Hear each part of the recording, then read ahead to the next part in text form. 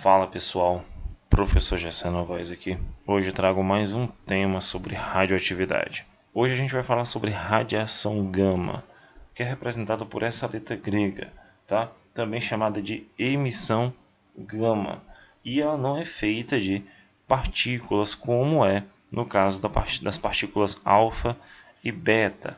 A radiação gama ou emissão gama ela é feita de radiação eletromagnética, assim como é os raios X. Tá? A pequena diferença entre o raio X e o raio gama está nos seus comprimentos de onda.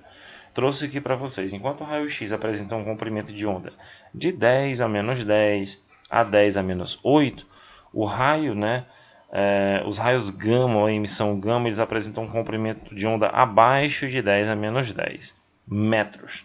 Tá? Então existe aí essa diferença no comprimento de onda. Então,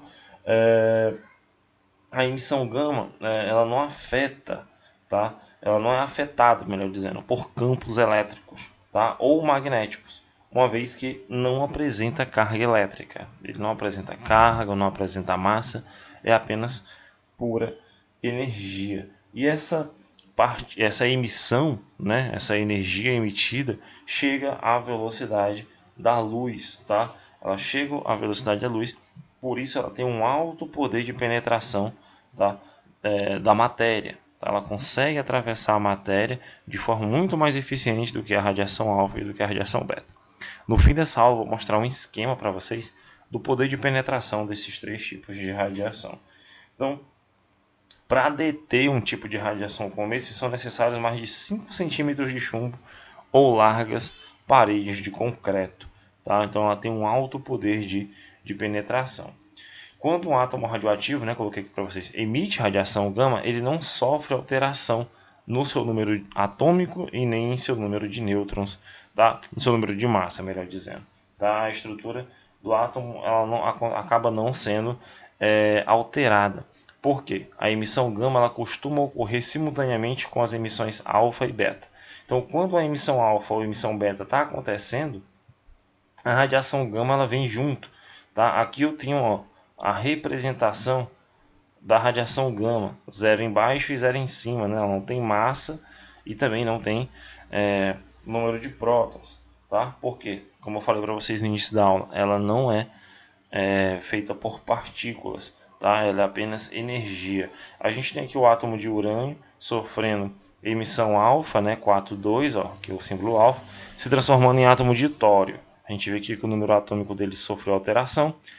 Consequentemente, quando esses núcleos são quebrados, quando eles emitem radiação alfa, eles também emitem uma grande quantidade de energia. São reações nucleares. Tá? Um átomo se transformando em outro. Essa emissão de energia, no caso, é a radiação gama, tá? Que é liberada. Aqui eu também tenho o caso do césio, que ele emite radiação beta, se transformando no átomo de bário, e consequentemente eu tenho radiação gama sendo liberada. Tá? Então, apesar de ser perigoso assim, para o ser humano, a radiação gama é muito perigosa para o ser humano, elas são muito usadas no tratamento do câncer, tá? E na esterilização de alimentos perecíveis, tá? De forma controlada.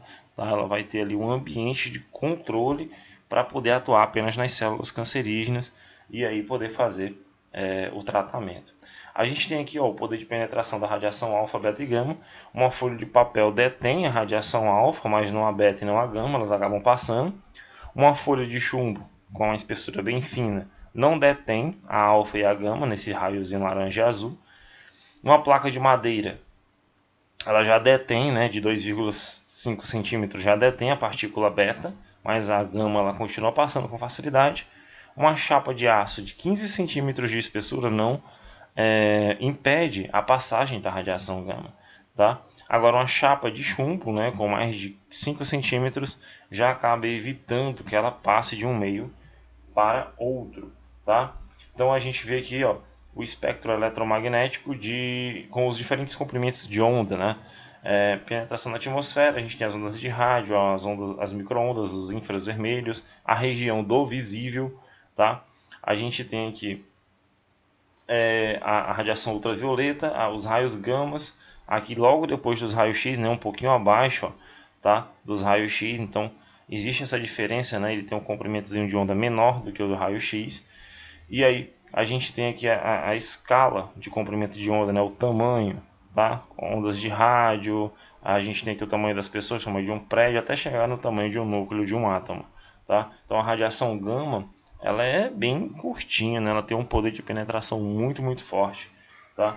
E isso daí acaba atingindo as células dos seres humanos e consequentemente gerando danos, tá? Danos biológicos. Então isso são as informações, tá, que eu tenho para trazer para vocês sobre radiação gama, ok? Então até a próxima aula.